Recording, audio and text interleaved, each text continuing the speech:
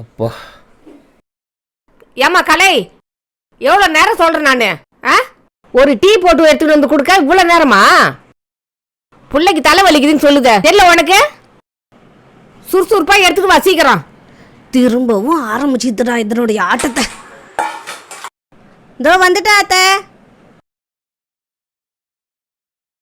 குடுமா, சூடா இருக்கு பார்த்து. இந்தாப்பா. கொடுங்கம்மா, ரொம்ப சந்தோஷமா. சூடா இருக்கும், பொறுமையா சாப்பிடுப்பா. சரிம்மா.